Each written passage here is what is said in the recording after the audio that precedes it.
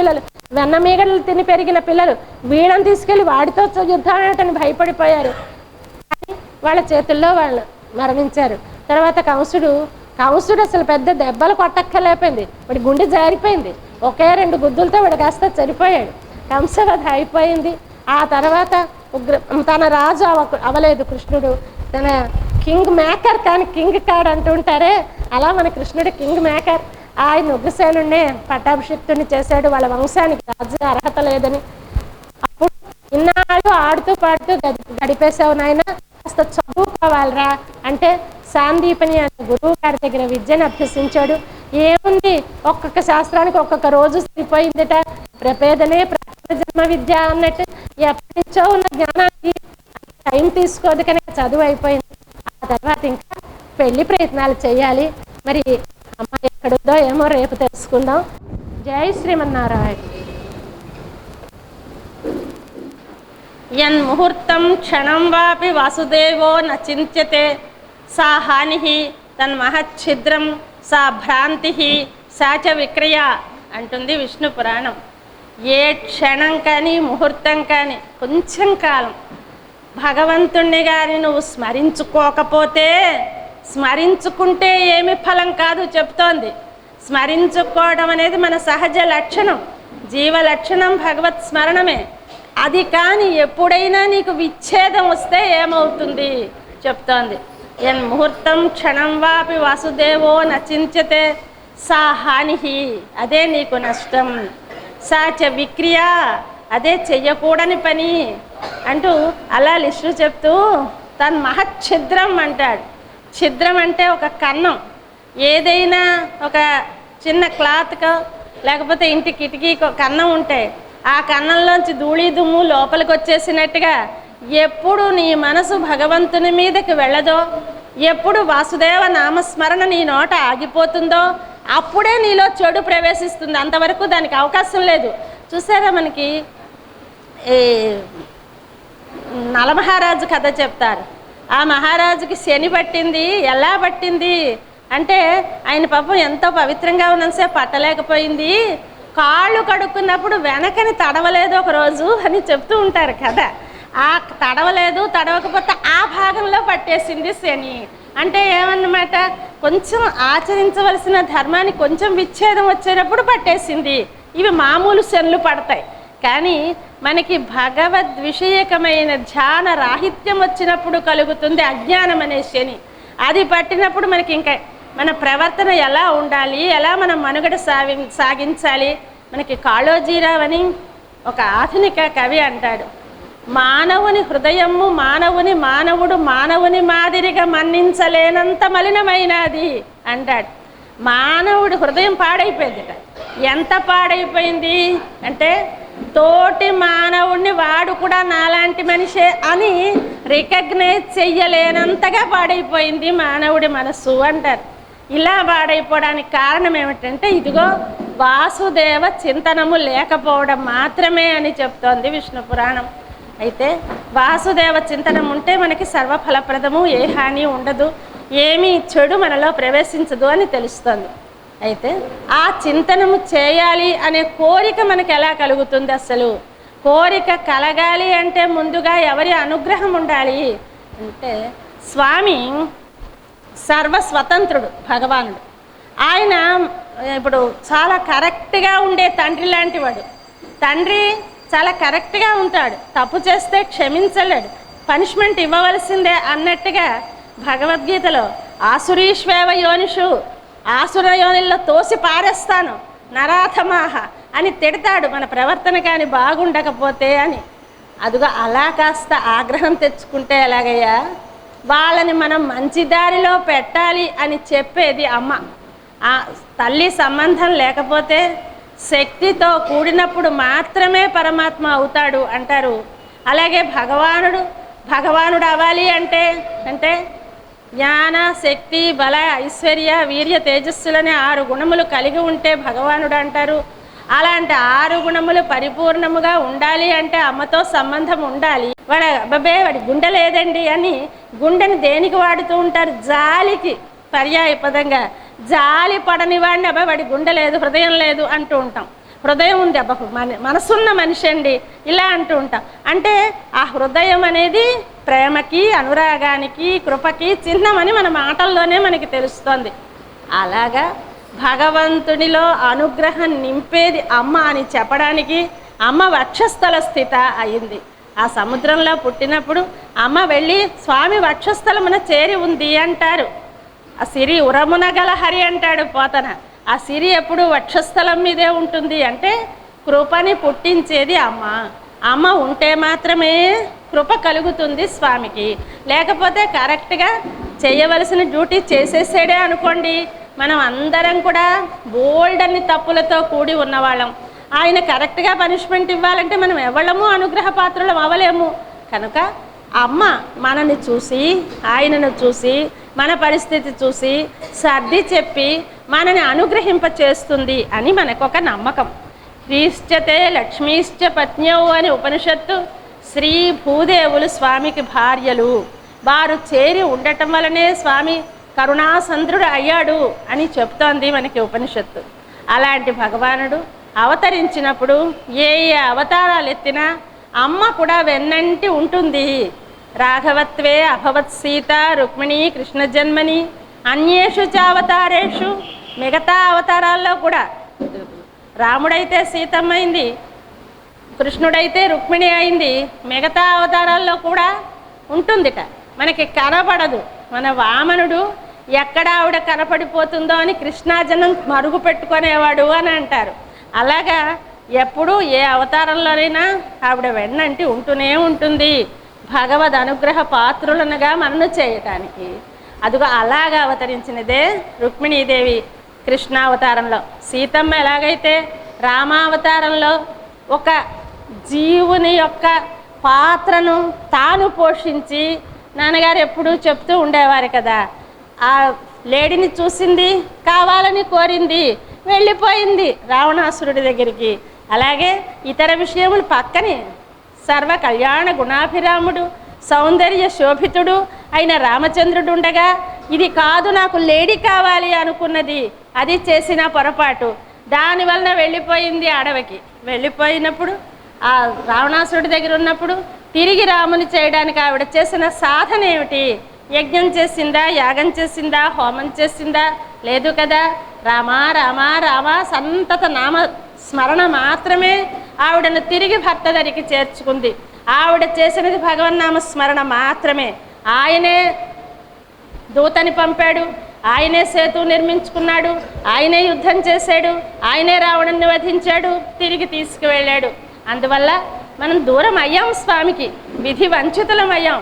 మనం చేయవలసిన సాధన ఇది అని చెప్పడానికి సీతమ్మ ఒక ఉదాహరణగా నిలిచింది మనకందరికీ తెలియజేయటానికని చెప్తూ ఉండేవారు నాన్నగారు. అలాగే కృష్ణావతారంలో రుక్మిణీదేవి భగవానుణ్ణి పొందడానికి మనం ఎలాగ వచ్చేసాం. పుట్టింట్లో ఉన్నాం, అమ్మ పుట్టింట్లో ఉంది, స్వామి వేరే ద్వారకా నగరం మధురా నగరంలో ఉన్నాడు, అమ్మ పుట్టింట్లో ఉంది, పొందాలి స్వామిని. ఇప్పుడు మనకి సన్నివేశం, మనకు అందరికీ పుట్టిల్లు ఈ ప్రకృతి మండలం. ఈ ప్రకృతి అనేది మనకి తల్లిదండ్రులలాగా పాపం ఎంతో ఆదరంగానే ఉంటుంది, కానీ ఇది శాశ్వతము కాదు. అత్తవారింటికి వెళ్ళాలి, అత్తవారింటికి వెళ్ళటమే మన ప్రధాన లక్ష్యం. దానికి ఎలా చేరుకోవాలి అనేది మనకి రుక్మిణి కళ్యాణ ఘట్టం చూపిస్తుంది. ఎలాగ అమ్మ స్వామిని చేరుకుంది. అక్కడ అమ్మ పుట్టింది, పెరుగుతోంది. పుట్టినప్పుడు అసలు వాళ్ళ ఇంట్లో అమ్మాయి పుట్టింది అని చెప్తూ బాలేందురేఖతోచిన లలితయగు అపరదిక్కులాగున ధరణీపాలుని గేహము మెరిసెను బాలిక జన్మించి ఎదుగ భాసురమగుచున్ అంటారు. బాలేందురేఖతోచిన అంటే చంద్రరేఖ కనిపిస్తే తూర్పు దిక్కు ఎలా ప్రకాశిస్తుందో అలాగా ఆ భోజరాజు గారి భవనం ప్రకాశిస్తోంది అన్నారు. అంటే ఇక్కడ చూడండి, చంద్రరేఖ తూర్పు దిక్కున పుడుతుందా? అదేం పుట్టదు. అలాగా ఆ చంద్రుడు పరిభ్రమిస్తున్నప్పుడు ఎప్పుడో ఒకప్పుడు ఆ తూర్పు దిక్కుకి చంద్రుడికి సంబంధం ఏర్పడుతుంది. సందర్భం ఏర్పడినప్పుడు చంద్రుడు ఉదయించాడు అంటూ ఉంటాం. అలాగే అమ్మ పుట్టడం కాదు, అమ్మ అనుగ్రహంతో ఈ ఒక విదర్భరాజు గారి ఇంట్లో ఆవిడ ఆవిర్భవించింది. అమ్మకి పుట్టుక అనేది కాదు, ఆవిడ అయోనిజ కదా, అక్కడ సీతమ్మ అయోనిజ, ఇక్కడ ఈవిడ పుట్టినట్టు మనకు అనిపించినా ఆవిడ పుట్టుక మన పుట్టుక లాంటి పుట్టుక కాదు కనుక చెప్తాడు. అక్కడ కృష్ణుడు పుట్టినప్పుడు సరిగ్గా ఇలాంటి ఉపమానమే చెప్పారు. ఆ వెన్నుని అతి ప్రసన్నుని క్రన్ననగని మెరుగుబోడి తగనొప్పారన్ పున్నమనాటి కళానిధి కన్న మహేంద్రాస చెలువు ధరించి అంటారు. అంటే అక్కడ కూడా తూర్పు దిక్కు ఎలాగైతే పున్నమి రోజుని చంద్రుణ్ణి కన్నా ఎలాగైతే ప్రకాశించిందో అలాగే ప్రకాశించింది. అంటే అక్కడ కూడా స్వామి ఎలాగైతే మనని అనుగ్రహించడానికి ఈ లోకంలో ఆవిర్భవిస్తాడో అంతే తప్ప వాళ్ళ పుట్టుకలు మన పుట్టుకలు అంటే కర్మకృతమైన పుట్టుకలు కావు. మనం జైల్లోకి జైల్లో పడతారు కొందరు, దొంగతనాలు చేసో ఏదో తప్పులు చేసో. ఆ జైలర్ కూడా జైల్లోకి వెళతాడు, జైల్లో టెస్ట్ చేయడానికి అందరూ ఎలా ఉన్నారు ఏమిటి చూడటానికి వెళితే ఈ జైల్లో ఉన్న దొంగను ఆ జైలరు ఒకలా జైల్లో లేరు కదా, వాడు డ్యూటీ, వాడికి వీళ్ళని చూడటానికి, వీడు పాపవశాన్న. అలాగే మనమందరం కర్మవశాన్న జన్మించాం. భగవానుడు అమ్మ మనని అనుగ్రహించడానికి మనని సంస్కరించడానికి దిగి వచ్చారు. ఆవిడ సీతమ్మ తల్లిని గురించి చెప్తూ ఒక కవి అంటాడు, బిడ్డలు నూతిలో పడిన వెంటనే దూకెడు తల్లివోలే ఆ దొడ్డతనాల తల్లి వెళ్ళిపోయింది లంకకి అని అంటారు. అలాగా బిడ్డలు మనమందరం కనుక మనమందరం నూతిలో పడిపోయాం కనుక మనని కాపాడడానికి అమ్మ అవతరించింది. అవతరించిన తరువాత పోతనామాచ్యుడు ఆ అమ్మ సౌందర్యాన్ని వర్ణిస్తూ ఆమెకి పరువం వస్తోంది అని చెప్తూ ఆ చెప్పడం ఎంత అందంగా చెప్తాడంటే, దేవకీ సుతు కొర్క తీగలు విడంగా వెలదికి మైదీగ విడదొడగే. అవతల దేవకీ సుతుడికి వివాహం చేసుకుంటే బాగుండు అనిపిస్తుందిట. ఈ అమ్మ శరీరానికి కొత్త అందాలు వస్తున్నాయట. అలాగా ప్రతిదీ కూడా దేవకీ సుతుడితోటి పోలిక చెప్తూ ఉంటాడు. ఆయనకి ఎలాగో కమలనాపుని చిత్త కమలంబు వికసింప కాంతి నింతికి ముఖ కమలం ఒప్పే. మధు విరోధికి ఏదో ధైర్యం సన్నమవుతుంటే ఇవిడ నడుము సన్నమ. అలాగా ప్రతిదీ కూడా ఆయనతోటి పోలుస్తూ ఈ అమ్మ అందాలు, ఈ అమ్మ యవ్వనారంభం చెప్తాడు. అయితే ఇక్కడ ఈవిడ పేరు రుక్మిణి మనకందరికీ తెలుసు. వాళ్ళకి అన్నయ్యలు ఉన్నారు ఆవిడకి. వాళ్ళందరి పేర్లను చూసారు, కొందరు మొక్కుకుంటారండి. మొక్కుకుంటే ఇంట్లో ప్రతి వాళ్ళకి వెంకట కలుపుతూ ఉంటారు. మా ఇళ్లలో ప్రతి వాళ్ళకి వెంకట నరసింహ, వెంకటలక్ష్మి ఇలా పెడుతూ ఉంటారు. అలాగా వాళ్ళ ఇంట్లో అందరికీ రుక్మధర, రుక్మబాహు, రుక్మకేశ, రుక్మనేత్రులు వీళ్ళందరి పేరునండి. ఏమిటిది అందరి పేరు రుక్మే, మరి ఈవిడ పేరు రుక్మిణి ఏమిది? రుక్మము అంటే బంగారం అని చెప్పింది ఉపనిషత్తు. హిరణ్మయేన పాత్రేణ సత్యస్యాపి హితం ముఖం. హిరణ్మయేన పాత్రేణ ఆ బంగారపు పాత్రతో ఈ జీవుడి యొక్క జ్ఞానాన్ని మరుగుపరిచేశారు. ఏమిటి బంగారపు పాత్ర అంటే? బంగారాన్ని ఎప్పుడు ఏమంటారో తెలుసా? స్పృహణీయము అంటారు. స్పృహణీయం అంటే ఏమిటి? నాకు కావాలి అనిపించేది. ఏదైనా నేల మీద బంగారంలా తలతలా మెరుస్తూ ఉంటే ఒక్కసారి తీసుకుందాం అనిపిస్తుంది. అది నిజంగా బంగారం కాకపోయినా అంటే బంగారానికి ఉన్న శక్తి ఏమిటి? దాన్ని చూడగానే ఇది నాకు కావాలి అనిపిస్తే అది బంగారం. ఇవన్నీ వీళ్ళందరూ రుక్మ ఉంది వీళ్ళ పేరులో. అంటే లోక విషయములు ఆకర్షణగా బంగారము వలె ఉన్నప్పుడు వాటి చేత ప్రభావితులై ఇదే మన జీవన సర్వస్వం, ఇదే నాకు కావాలని చెప్తూ ఉంటారు. మనకి ఎలాగ భగవంతుడిని పొందాలి, దానికి సాధన ఏమిటి అని చెప్పినప్పుడుగా వివేక విమోక అంటూ వరుస చెప్తారు. అప్పుడు విమోకం అంటే ఏమిటి? వివేకం అంటే ఆహార శుద్ధి అని చెప్పి, విమోకం అంటే ఏమిటి అంటే కామ అనభిష్వంగం అంటారు. అంటే కోరికని కౌగలించేసుకోకపోవడం. అభిష్వంగం అంటే కౌగలించుకోవడం, అనభిష్వంగం అంటే కౌగలించుకోకపోవడం. కోరికని కౌగలించుకోవడం ఏమిటి అంటే ఏదైనా ఒక దాని మీద మమకారం ఉంటే అది లేకపోతే నేను బ్రతుకలేను అన్నంత స్థితికి చేరిపోతే, కాఫీ అలవాటు, ఆ కాఫీ తాకపోతే తల బద్దలైపోతుంది, గిన్నెలు విసిరేస్తూ ఉంటారు, అందరి మీద చికాకు పడిపోతూ ఉంటారు. ఇది అభిష్వంగం. అది ఉండకూడదు. తాగితే తాగాడు, లేకపోయినా ఉండగలగాలి, అనభిష్వంగం ఉండాలి అంటారు. అలాగా ఇప్పుడు అది లేకుండా ఈ రుక్మం అంటే వల్లమాలిన ప్రేమ, ఇతర విషయ సంగమునందు అతి రక్తి కలిగిన వాళ్ళు వీళ్ళ అన్నదమ్ములందరూ, వీళ్ళ కుటుంబం అలాంటిది. మరి అమ్మ మరొక బంగారం ఉందండి.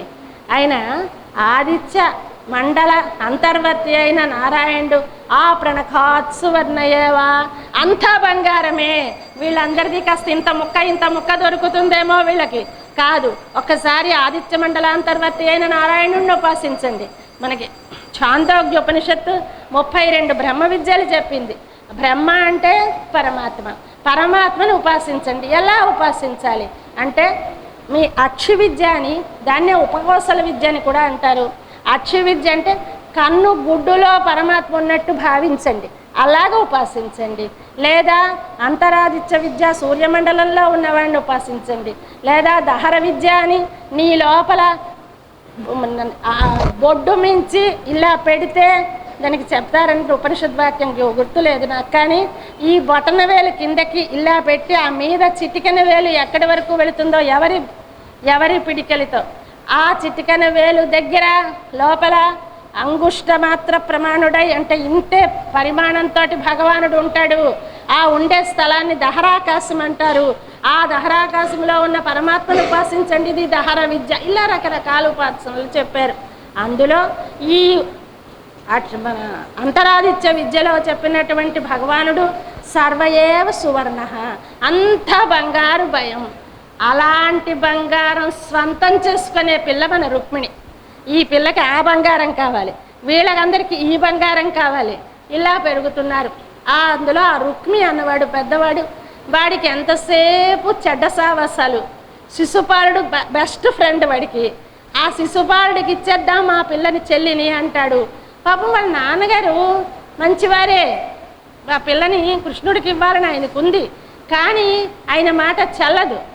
ఈ ప్రకృతిలో ఆ మనస్సు యొక్క దుష్పరిణామం ఎలా ఉంటుందంటే, మంచి చెయ్యాలి అనే కోరికల్ని దాన్ని పెరగనివ్వదు. అది దాని ఇష్టమే, దానికి లొంగిపోవడమే పాపం. అందుకే పెద్దలందరూ కూడా మన ఏవ మనుష్యానాం కారణం బంధమోక్షయో, అమ్మో ఇదే బంధించేస్తుంది, ఇదే విడిపిస్తుంది, దీన్ని పట్టుకోవాలి.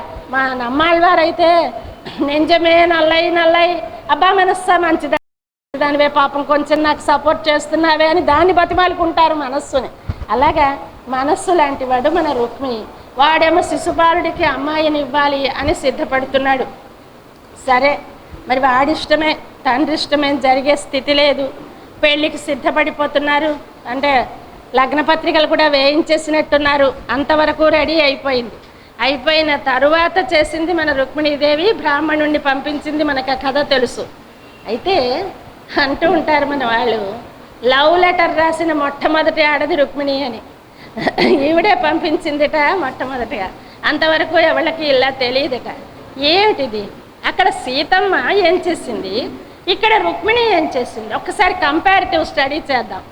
ఆ అమ్మ అశోకవనం కింద శింసుపావృక్షం కింద కూర్చొని రామ రామ రామ రామ అంతే, మరొకటి ఏమీ చేయలేదు. ఆవిడ ఏ ప్రయత్నం చేయలేదు. ఆ చుట్టూ ఉన్న రాక్షస స్త్రీలని, కొందరు మంచివాళ్ళు ఉన్నారు కదండి, ఆ త్రిజట్ లాంటి వాడు, అమ్మ ఏమన్నా మా రాముడికి కబురు పెట్టగలమా అని అడగచ్చు కదండి. పోనీ పెట్టగలం, పెట్టలేకపోం, అసలు ప్రయత్నం చెయ్యొచ్చు కదా.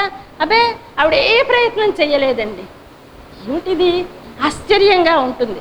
ఇది ఒక రకమైనటువంటి ఉపాసకుల స్థితి. అంటే ఉపాసనల్లో మనకి ఉపనిషత్తే చెప్పింది, న్యాసమేషాం తపసాం అతిరిక్తమాహు. ఈ తపస్సులన్నిటిలోనూ అత్యంత శ్రేష్టమైనటువంటి తపస్సు ఏది, న్యాసము. న్యాసము అంటే భరన్యాసము, మన భారాన్ని భగవంతుని యందు ఉంచుట. అలాగా ఉంచడం అనేది శ్రేష్టమైన తపస్సు అని చెప్పింది ఉపనిషత్తు. అదిగో ఆ తపస్సులో ఉంది మన సీతమ్మ తల్లి. అందువల్ల ఆవిడ ఏ ప్రయత్నం చెయ్యదు. ఆయన భారం ఆయన మీద ఉంచేసింది. ఆయన ఏం చూసుకుంటాడో ఆయన ఇష్టం. ఈ వస్తువు ఆయనది. నశింప చేసుకుంటాడా, స్వీకరిస్తాడా, కాలువలో విసిరేసుకుంటాడా. మనకి ఈ దినపత్రిక ఎడిటర్ నార్ల వెంకటేశ్వరరావు గారు, ఆయన సొంత పుస్తకం అని ఒక చిన్న స్టోరీ రాశారు. మాకు 10th క్లాస్లో పిల్లలకి పాఠ్యభాగంగా ఉండేది. అందులో ఆయన సొంత పుస్తకం ఉండాలి, లైబ్రరీలో చదివిన పుస్తకంతో తృప్తి ఉండదు, మన పుస్తకం మనకు ఉండాలి, పక్కవాడిది పెద్ద ఇక పెద్ద దివ్య భవనం ఉంటే మాత్రం నాకు చిన్న పూరి గుడిసె ఉండద్దా, అలాగే మా పుస్తకం నాకు ఉండాలి అని దాని మీద ఒక చిన్న వ్యాసం రాసి అందులో చెప్తారు. నా పుస్తకం అయితే చదువుకుంటాను, అండర్లైన్లు చేసుకుంటాను, టిక్కు పెట్టుకుంటాను అని చెప్తూ, కాదండి రైల్లో వెళుతూ చదువుతున్నాను, నాకు ఆ పుస్తకం నచ్చలేదు, గిరాటేస్తాను కిటికీలోంచి, అదే లైబ్రరీ బుక్ అయితే వేయగలనా అంటారు. అంటే గిరాటేయడానికి కూడా అధికారం ఉంటుంది ఎప్పుడు నీదైనప్పుడు. అలాగే మనం స్వామికి చెందిన వాళ్ళం అయితే ఆయన గిరాటేసుకుంటాడో, లైబ్రరీలో పెట్టుకుంటాడో, ఎంత అట్టలు వేసుకుంటాడో ఆయన ఇష్టం అని అనుకునే స్థితి ఉంటే దాన్ని దృప్త ప్రపన్నులు అంటారు. శరణాగతి అంటే న్యాసం అంటే భరన్యాసం అంటే ఇవన్నీ పర్యాయ పదాలు. అందులో ఈ ప్రపన్నుల్లో 2 రకాలు, దృప్త ప్రపన్నులు, ఆర్త ప్రపన్నులు అని. ఈ దృప్త ప్రపన్నుల కేటగిరీలో సీతమ్మ ఉంది. మన రుక్మిణి గోపికలు అసలు ఈ కృష్ణుణ్ణి చూస్తేనండి అలా ఓర్చుకో ఉండలేరు. ఆయనలో ఉన్న ఆ అందం ఉందే, ఆ చిలిపితనం ఉందే, ఆ వయ్యారం ఉందే ఏం చేస్తుందంటే పిచ్చెత్త పెట్టేస్తుంది. సర్లే ఆయనే చూసుకుంటాడులే అని ఓర్చుగా ఉండలేరు. ఆయన కళ్ళుట దౌత్యము చేసే కళ్ళు అంటారండి. ఆ కళ్ళు దౌత్యం, వేరే మనిషిని పెట్టుకోక్కర్లేదట ఆయన రాయబారానికి. ఏదో అప్పుడు పాండవులు మగవాళ్ళతో సంబంధం కనుక అప్పుడు పెట్టుకున్నాడు కానండి, ఆడవాళ్ళతో అన్ని దౌత్యాలు కళ్ళే చేసేస్తాయట. ఆ కళ్ళు ఒకసారి ఇలా చూస్తే నువ్వంటే నాకు ఎంత ఇష్టమో, నువ్వు లేకపోతే నేను ఉండలేను సుమా అంటాయట. ఒకప్పుడేమో అస్సలు నిన్న నుంచి నువ్వు కనపడలేదు, నాకు ఎంత బాధగా ఉందో, ఇవన్నీ కళ్ళు చెప్పేస్తాయటండి. అందువల్ల అలాంటి చిలిపి చూపుల చిన్ని కృష్ణుని వలచిన వాళ్ళు కేవలంగా ఆయనే రక్షిస్తాడే అని ఉండలేరట. ఏమది అంటే ఇందాకటి వాళ్ళకి ఆయన రక్షణమునందు నమ్మిక, ఇప్పుడు వాళ్ళకి ఆయన సౌందర్యమునందు పరాకాష్ఠైన ఆనందం. ఇప్పుడు ఏమైపోతుంది, ఆ అందం చూస్తుంటే మన సొంతం అయిపోవాలి బాబు, ఏమైనా సరే కాస్త అందరూ నవ్వినా సరే.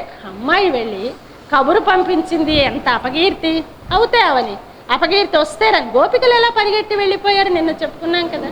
అంటే ఏమన్నమాట, సమాజము ఎదిరించిన ఈ చుట్టూ తన భర్త, తన తల్లి, తన తండ్రి వీళ్ళందరూ కాదన్నా మనస్సు అంగీకరించక భగవంతుని వెనుక పరుగులు తీసే స్థితి ఏదో అది ఆర్త ప్రపన్నుల స్థితి.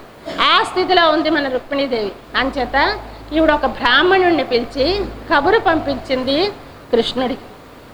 ఆ కబురు పంపించిన బ్రాహ్మణుడి పేరేంటో తెలుసా? అసలు పేరు ఎందుకంటే, ఒక బ్రాహ్మణుడు కబురు పెట్టాడు, వచ్చేసాడు, తెల్లారిపోయింది, వాడికి ఓ పేరు పెట్టారు, చెప్పారు. ఏమిటా పేరు? అగ్నిద్యోతనుడు ఆయన పేరు. అగ్నిని అసలు ఆ పదానికి అర్థం అగ్నిని చూపించేవాడు, మనకు కనిపించేలా చేసేవాడు అని అర్థం. అగ్ని అంటే ఏంటి? ఉపనిషత్తు చెప్పింది, అగ్నే నయసుపధారాయే, అగ్నే ఓ అగ్ని అని భగవంతుణ్ణి పిలిచి నన్ను మంచి మార్గంలో ప్రవర్తింపచేయవయ్యా అని ప్రార్థించారు. అంటే అగ్ని అనే పేరుతో భగవంతుణ్ణి వ్యవహరిస్తున్నారు. ఎందుకు? అగ్ని అంటే ఏమిటి వ్యుత్పత్తి? అగ్రం నయతీతే అగ్ని, మీదకి తీసుకెళ్లేదేదో అది అగ్ని. ఆ అగ్ని ఏం చేయాలి? మీదకి తీసుకెళ్ళాలి. అంటే మనం ఉన్న స్థితి నుంచి ఏది ఉచ్చ అని మనకి తెలియదు, మనకి ఏది ఉచ్చో మనకి తెలియదు. నిజమైన ఉచ్చ తెలుసుకొని నిప్పు ఎక్కడ వెలిగించినా మీదకే శిఖలు వెళతాయి, అది మన ఇష్టం కదా, ఇటు వెళ్ళవే అని విసిరినా అది వెళ్ళదు, మీదకే వెళుతుంది. అలాగే భగవానుడు ఏది మనకు ఉచ్చో తెలుసుకొని మనని ముందుకు తీసుకెళ్ళగలగాలి. ఇది మనకి భాగవతం పురాణం. పురాణం ఏం చేస్తుంది చెప్తూ ఉంటారు కదా, పురాపి నవం పురాణం, ఎప్పటికప్పుడు పాతదై ఉంటూనే కొత్తతనాన్ని కలిగి ఉంటుంది, ఎప్పుడు కొత్త చెప్తూ ఉంటుంది అని చెప్తారు. అలాగే ఈ పురాణం అంటే ఇది ఇది వరకు లేని ఉన్నదానిని మళ్ళీ స్పష్టంగా పూరణాత్ పురాణం, పూరణము అంటే అందులో కొంచెం లోపిస్తే దాన్ని మళ్ళీ పెట్టేసేది అన్నమాట. ఇప్పుడు గాజు విరిగిపోయింది, ఆ గాజు విరిగితే అతుకుతాం, ఆ అతికినప్పుడు బంగారపు గాజు విరిగితే దేంతో అతుకుతామండి? బంగారంతో అతగాలి. బంగారపు గాజు మరో దాంతో అతుకుతే బాగుండదు, బంగారపు గాజు బంగారంతో అతగాలి. అలాగే పూరణం ఎలా జరగాలి అంటే వేదములో సూచనప్రాయంగా చెప్పిన విషయాల్ని విశదీకరించి పురాణం చెప్పాలి. చెప్పినప్పుడు వేదంలో ఏది చెప్పిందో అది పెట్టే ఇక్కడ పూరించాలి, కానీ వీళ్ళు స్వంతం పెట్టకూడదు. అందువల్ల ఆ సర్వ అంతర్యామి అయినటువంటి పరమాత్మ, అగ్ని రూపుడైనటువంటి పరమాత్మ తనను ముందుకు తీసుకెళ్ళగలిగిన వాడు అని చెప్పిన ఉపనిషద్ వాక్యానికి తన ప్రోత్సాహం చేస్తూ ఈయన పేరు అగ్నిజ్యోతనుడు అంటారు. ఈయన వెళ్ళాడండి, పంపించింది. ఎలాగైనా సరే వెళ్ళి భగవానుడితో నా గురించి చెప్పు అని. అయితే అసలు ఈవిడికి ఆ కృష్ణుడి మీద అంత ఇష్టం ఎందుకు కలిగింది? చూసుకోలేదండి, ఇద్దరు చూసుకోలేదు. వాళ్ళ ఊళ్ళో ఆడున్నాడు, వీళ్ళ ఊళ్ళో ఈవిడుద్ది. ఎలా ఈ ప్రేమ కలిగింది? తన తండ్రి గేహమునకు చనుదెంచడు అతిథి జనుల వలన కృష్ణుని రూప బల గుణాదులు విని కృష్ణుడు తనకు తగిన విభుడని తలచెన్. వాళ్ళ నాన్నగారికి ఇంటికి వచ్చే అతిథి జనుల వలన విన్నదిట కృష్ణుడి యొక్క రూపము, బలము, గుణము. ఈ మూడు విని ఈయనే నాకు తగిన భర్త అనుకుంది. ఇది మనందరం కూడా భగవంతుని ప్రత్యక్షంగా చూడలేం. అయితే మనకి ఎలా కలిగిస్తుంది? మనకు కూడా వస్తారండి అతిథి జనులు. ఈ సిద్ధేంద్ర సరస్వతి, చిన్నజీయర్ స్వామి వారు, మా నాన్నగారు, ఇలాంటి మహానుభావులు వాళ్ళందరూ అతిథులు. అతిథులు అంటే ఏకంగా ఇక్కడ ఉండిపోయి ఇక్కడే జీవితం పులివేసుకుందికి వాళ్ళు రాలేదు. చుట్టపు చూపుగా వచ్చారు, ఒకసారి మన చూసి వెళ్ళటానికి, మన తరింప చేయటానికి వచ్చిన వాళ్ళు అతిథి జనులు. ఆ అతిథి జనులు చెప్తారు, కృష్ణుడి రూపము, బలము, గుణము మూడు ఉండాలి. ఈ మూడు ఉంటేనే మనం స్వీకరించాలి అనిపిస్తుంది. ముందు అందం ఉండాలి, చూడగానే కనులకు ఇంపైన రూపం ఉండాలి. లేకపోతే నల్లనివాడు పద్మనయనంబులవాడు అంటూ ఉంటే, ఆ కస్తూరి తిలకం లలాట ఫలకే అంటూ ఉంటే మనసు పరవశించిపోదా? ఆ అందగాడై ఉండాలి. తర్వాత అందమున్న మనని చేరదీసుకునేటటువంటి శక్తి ఉండాలి కనుక బలవంతుడై ఉండాలి. ఆయనకి బలం ఉంది, అందం ఉంది, కానీ మన ఎందుకు చేరదీయాలి? మంచి గుణములు ఉన్నాయి, వాత్సల్యము, సౌశీల్యము, స్వామిత్వము. మన వాళ్ళు చెప్తూ ఉంటారు ఎన్నో గుణాలు స్వామికున్న గుణములు. అంటే అప్పుడే ఈయన దూడ మీద ఆవుకున్న ప్రేమ అంటారు వాత్సల్యం అంటే. అంటే చెడుని కూడా ఇష్టంగా దాని ఒంటి మురికిని నాకి శుభ్రం చేసినట్టుగా మనలో ఉన్న చెడుని దోషభోగ్యత. అసలు వాత్సల్యానికి నిర్వచనం దోషభోగ్యత. దోషమును ఇష్టముగా స్వీకరించుట. దోషాన్ని ఇష్టంగా స్వీకరిస్తామా? ఎక్కడైనా స్వీకరిస్తామండి. మనం మన పిల్లల దగ్గర మనకి తెలుస్తుంది. ఏదైనా పక్కింటి పిల్లాడు వచ్చి ఇంట్లో ఇసుక జల్లి ఏదో చిన్న చిన్న చీపురు పుల్ల ముక్కలు అవి గుచ్చి నాస్టీ చేస్తే ఏమో అనలేక భరిస్తాం, కానీ ఏమో అందులో ఆనందం ఉండదు మనకి.